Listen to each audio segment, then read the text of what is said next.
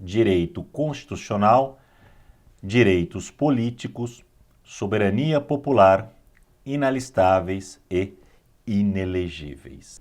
Olá, bem-vindos ao maravilhoso mundo do direito constitucional. Eu sou o professor Júlio César Hidalgo e nesta aula nós vamos tratar da soberania popular, vamos tratar dos inalistáveis e dos inelegíveis. Tudo isso está dentro do assunto direitos políticos, do direito constitucional.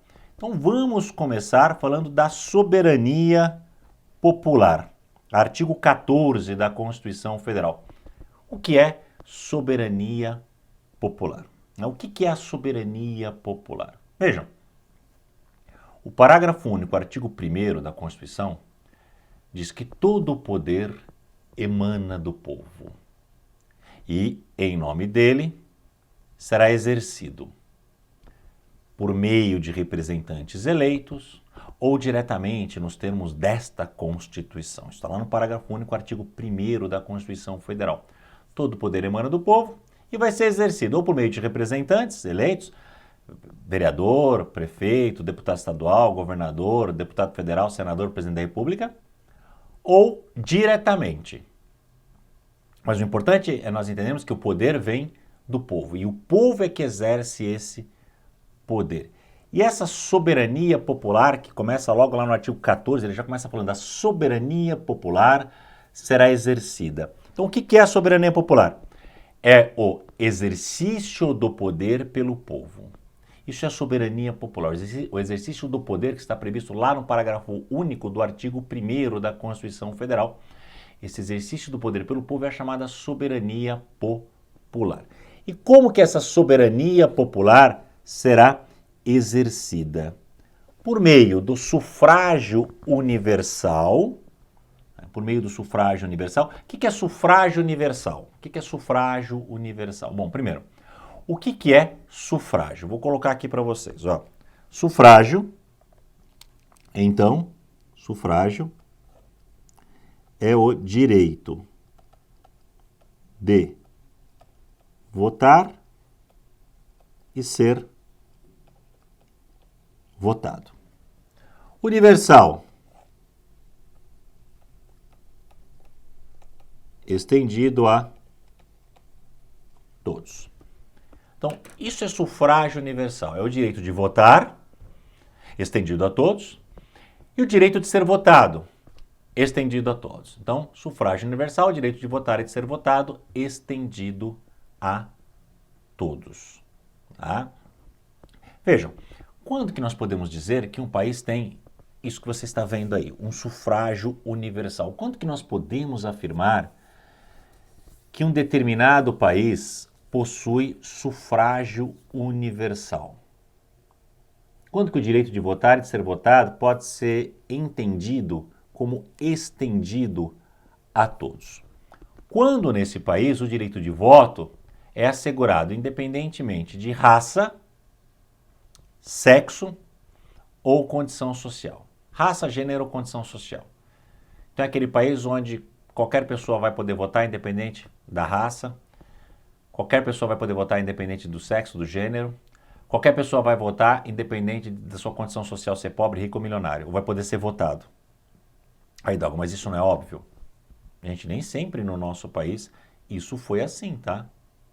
Nem sempre no nosso país isso foi dessa maneira. A Constituição de 1891, por exemplo, no Brasil, a Constituição de 1891 não dava direito de voto às mulheres e não dava nem o direito de voto aos pobres e nem de ser votado aos pobres.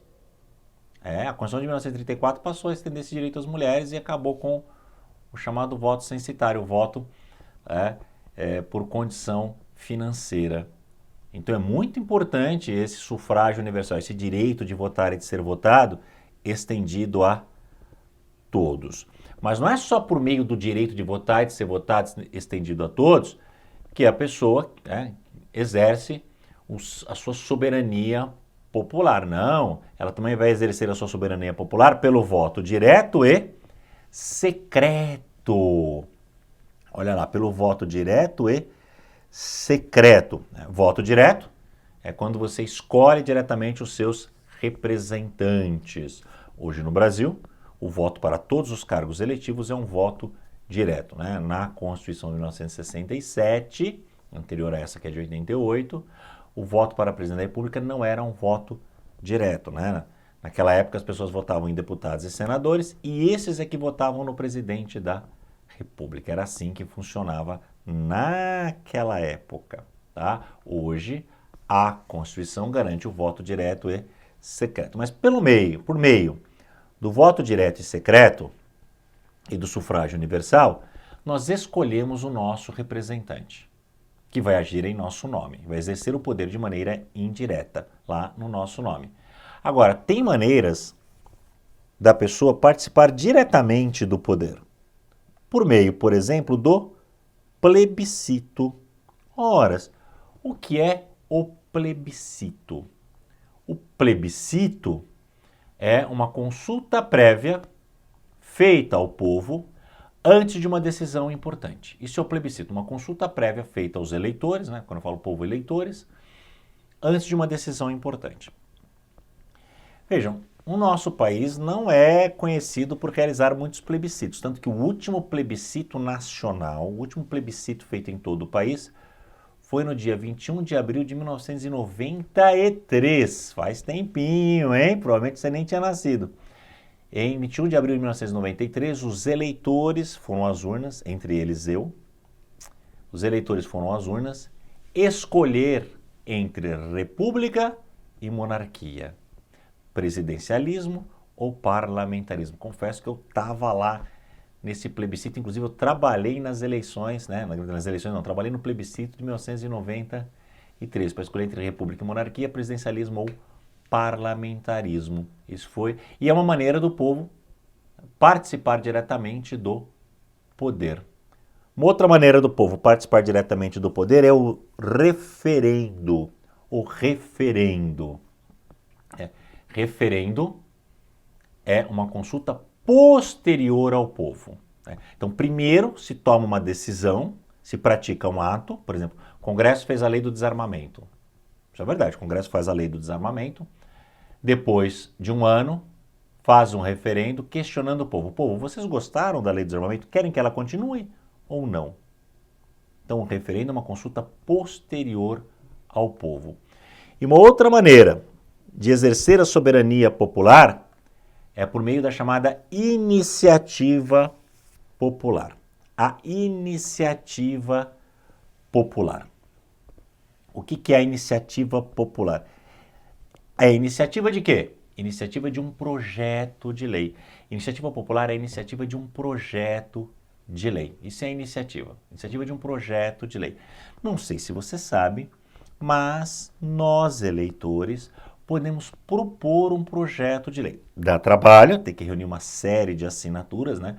Se for federal, estadual, municipal, aí tem as regras, mas tem que reunir uma série de assinaturas, mas é possível os eleitores proporem um projeto de lei. Olha que interessante.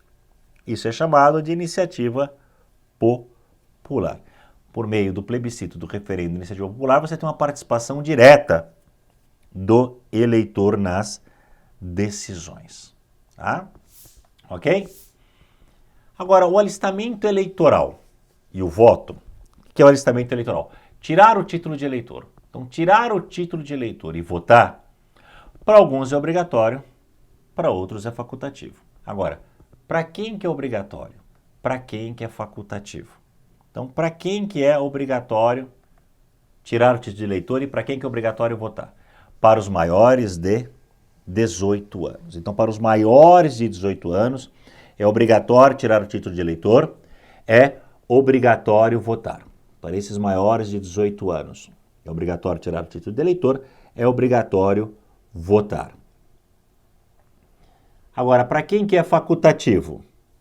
Para quem que é facultativo para os maiores de 16 e menores de 18 anos. Ah, e olha só, quem tem mais de 16 e quem tem menos de 18, ou seja, quem tem 16 e 17, tira o título de eleitor se quiser. E vota se quiser, tá? Também não é obrigado a votar, não. Mesmo que ocorra uma eleição e já tenha título, se tem 16 ou 17, não é obrigado a votar, tá? Para quem também é facultativo? Para os maiores de 70 anos, né? Quem tem mais de 70 anos não está obrigado a votar. Tá? E se não tirou o título de eleitor até então, muito menos agora. Cuidado, viu, gente? 65 é para andar de ônibus de graça. Para não ser obrigado a votar, você tem que ter mais de 70. E para os analfabetos. Quem é analfabeto não está obrigado a tirar título de eleitor. Quem é analfabeto não está obrigado a votar. Tá? Então, analfabeto não está obrigado a tirar título de eleitor. Analfabeto não está obrigado a votar. Então, essas são as pessoas, né, que são alistáveis de maneira obrigatória ou de maneira facultativa. Agora, a Constituição traz lá no parágrafo 2º do artigo 14 os inalistáveis, aqueles que não podem tirar um título de eleitor, aqueles que estão proibidos de tirarem título de eleitor. Uau! Quem são essas pessoas? Quem são os inalistáveis? Os estrangeiros. Estrangeiro não pode tirar título de eleitor. Lembrando que, pessoal, se a pessoa se naturalizou, ela agora é um brasileiro, tá? Não existe estrangeiro naturalizado. Quando a gente fala estrangeiro, é estrangeiro mesmo, tá? Então, o estrangeiro, ele é inalistável. Ele não pode tirar um título de eleitor, tá? Então, estrangeiro é inalistável. Não pode tirar um título de eleitor. Ok? Tudo bem? Combinado? Tá. Quem também é inalistável? Os conscritos. Os conscritos. Olha só, quem é conscrito não pode tirar título de eleitor. Hidalgo, quem é conscrito? É isso que você está com vontade de perguntar? Li o seu pensamento. Conscrito é aquela pessoa que está fazendo um serviço militar obrigatório. Esse é o conscrito. Tá? Então, conscrito é quem está fazendo um serviço militar obrigatório. Esse não pode tirar título de eleitor. Tá? Ele é um inalistável. Agora, cuidado, pessoal, porque não vai colocar numa prova que conscritos, militar não pode tirar título de eleitor. Não foi isso que eu estou dizendo. Não estou dizendo que militar não pode tirar título de eleitor. Não é isso. Um militar de carreira pode tirar título de eleitor, aliás, deve votar, pode se candidatar.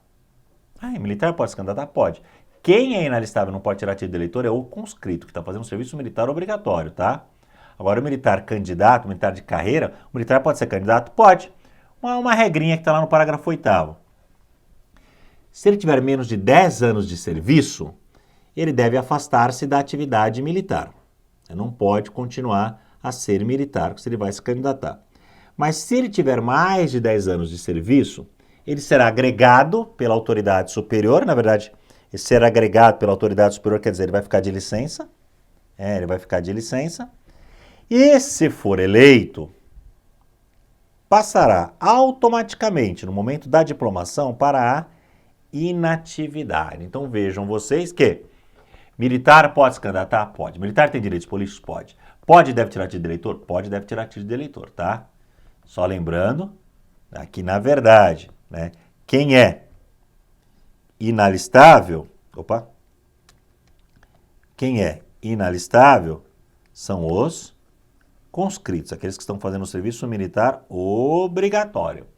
Esses é que são inalistáveis, porque o militar pode inclusive se candidatar. Ok?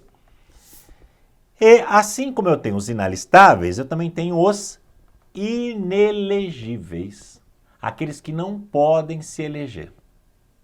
Nossa, quem são os inelegíveis? Quem são aqueles que não podem se eleger? Os inalistáveis. Bom, convenhamos, o que faz muito sentido, não? Porque se você é um inalistável, você não pode tirar título de eleitor, você é um estrangeiro, um conscrito, logo você é um inalistável, né? Vou até colocar aqui para vocês, ó. Quem são os inalistáveis? Só para lembrar, né? São os estrangeiros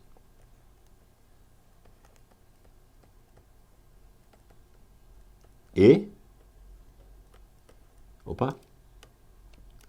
os conscritos.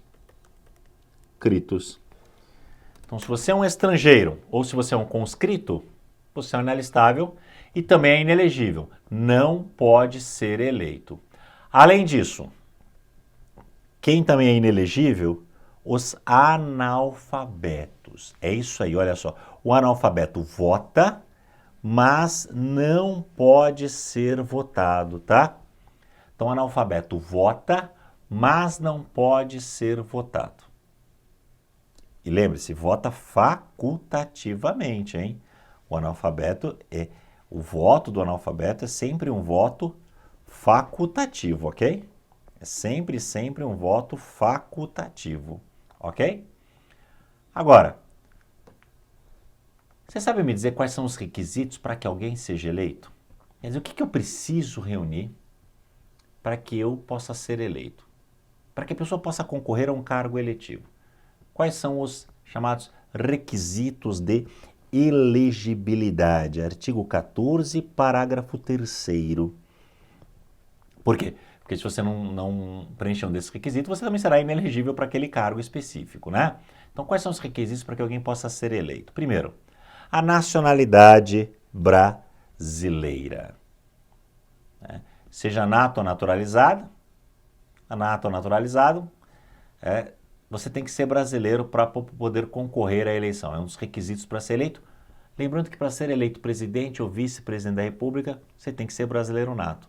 Mas são só 2 cargos no meio de milhares de cargos eletivos desse país, né? Principalmente se nós contarmos prefeitos e vereadores. Então, só para presidente e vice-presidente da República você tem que ser brasileiro nato. Para todo mais, né, você tem que ser a nacionalidade brasileira, seja nata ou naturalizado. Que mais? Pleno exercício dos direitos políticos. Pleno exercício dos direitos políticos. A pessoa não pode ter perdido ou ter suspenso seus direitos políticos. Aliás, a perda ou suspensão dos direitos políticos, ela está prevista no artigo 15 da própria Constituição Federal. Então, você tem em pleno exercício dos seus direitos políticos. Que mais? Alistamento eleitoral. Faz muito sentido, né? Como é que eu vou concorrer a um cargo eletivo se nem título de eleitor eu tenho? Fala sério, né? Então, alistamento eleitoral é necessário para concorrer a um cargo eletivo. Não faria nenhum sentido, diga-se de passagem, nenhum sentido a pessoa, né, não ter título de eleitor e aí concorrer ou poder concorrer a uma eleição. Concorda? Tá? Concorda? Bom, então o que mais? Domicílio eleitoral na circunscrição. Isso é importante, gente. Domicílio eleitoral na circunscrição. Então é assim. Se eu vou concorrer, por exemplo, a vereador, eu só posso concorrer a vereador do município onde está lá o meu título de eleitor, né? Se eu vou concorrer a governador, só pode ser governador do estado onde eu tenho meu título de eleitor. Aí, presidente da República não, né? Basta que eu tenha meu título de eleitor, meu domicílio eleitoral em qualquer cidade desse país, eu posso ser presidente da República. Mas é lógico, né? Se, por exemplo, eu tenho meu título de eleitor no município de Belo Horizonte, eu só posso ser vereador de Belo Horizonte, prefeito de Belo Horizonte. Governador, já posso ser governador de Minas Gerais. E aí, presidente da República. Tá? Então, domicílio eleitoral na circunscrição, ok? Que mais? Filiação partidária. É isso mesmo. Para ser candidato nesse país, você obrigatoriamente deve estar filiado a um partido. O partido deve apresentar a pessoa como candidata. Eu sou o candidato daquele partido. Então, obrigatoriamente deve ter a filiação partidária. É obrigado a isso. A idade. Sabia que para cada cargo eletivo você tem que ter uma idade mínima? É verdade? Isso existe? Isso existe. A idade mínima. Aos 18 anos, a pessoa pode exercer a vereança. Então, para tomar posse no cargo de vereador, a pessoa deve ter pelo menos 18 anos. Aos 21, além do cargo de vereador, porque são os 18, mas aos 21, a pessoa já pode concorrer ao cargo eletivo de prefeito e vice-prefeito, tá vendo? Vou até marcar aqui com a caneta. Ó. Então, aos 18 anos, a pessoa pode ser vereador. Aos 21, pode ser prefeito e vice-prefeito. Pode ser deputado, e aí tanto faz, tá? Tanto faz se deputado estadual, federal ou senador, dá igual. Desculpa. Deputado federal, estadual ou distrital, desculpa. Deputado federal ou distrital, estadual, federal ou distrital. E pode ser juiz de paz. E se eu fosse examinador, eu perguntaria sobre o juiz de paz. Por quê? Você sabia que juiz de paz é cargo eletivo? Bom, primeiro, você sabe o que é juiz de paz? Juiz de paz é aquela pessoa que celebra casamentos lá no cartório. Esse é o juiz de paz. E sabia que ele é cargo eletivo? Aí você está pensando assim, mas quem vota? Eu? Você. Aí você está pensando assim, mas eu nunca votei. Tudo bem. É que realmente não é comum, não tem essas eleições ainda. É que até 1988 não era cargo eletivo. Até a Constituição de 88 não era cargo eletivo. Depois da Constituição de 88 passou a ser cargo eletivo. Mas essas eleições ainda não aconteceram ainda, não acontecem ainda. Mas de qualquer forma, um dia elas vão acontecer. Tá? Então, o juiz de paz, que é aquele juiz que celebra casamento, é considerado pela legislação atual como cargo eletivo. E para isso tem que ter pelo menos 21 anos de idade. Aos 30 anos, a pessoa já pode concorrer à eleição de governador do estado ou do Distrito Federal, ou vice-governador. Então, aos 30 anos, a pessoa pode concorrer à eleição de governador ou vice-governador do estado e do Distrito Federal. Isso é possível se fazer já com 30 anos. Lógico que pode concorrer a prefeito, vice-prefeito, deputado estadual, federal, juiz de paz, vereador. Né? E, finalmente, aos 35 anos, a pessoa pode concorrer à eleição de presidente da República e vice, e pode concorrer à eleição de senador. Então, olha que interessante, né? O ápice dos seus direitos políticos você atinge aos 35 anos, porque só aos 35 anos você pode concorrer a presidente da República, vice-presidente da República e senador. Veja, pelo amor de Deus, gente, com 16 anos a pessoa vai lá, tira o seu título de eleitor, já tem direitos políticos, tá? Foi lá com 16 anos, tirou o título de eleitor, já tem direitos políticos. Não tem essa de meio cidadão, não existe meio cidadão, tá? Quais são os direitos políticos possíveis aos 16 anos, que é votar. Aos 18, ela já pode votar e ser votada para vereador. Né? Aos 21, ela pode votar e ser votada para presidente, prefeito, vice-prefeito, deputado estadual, federal, distrital e juiz de paz. Aos 30 anos, ela pode votar e ser votada para governador e vice do estado e do Distrito Federal. E por fim, finalmente, aos 35 anos, a pessoa pode votar e ser votada para presidente e vice-presidente da República e senador, quando então atingirá o ápice dos seus direitos políticos, ok? Fim da nossa aula sobre inelegíveis, inalistáveis e soberania popular. Muito obrigado pela sua atenção. Aguardo você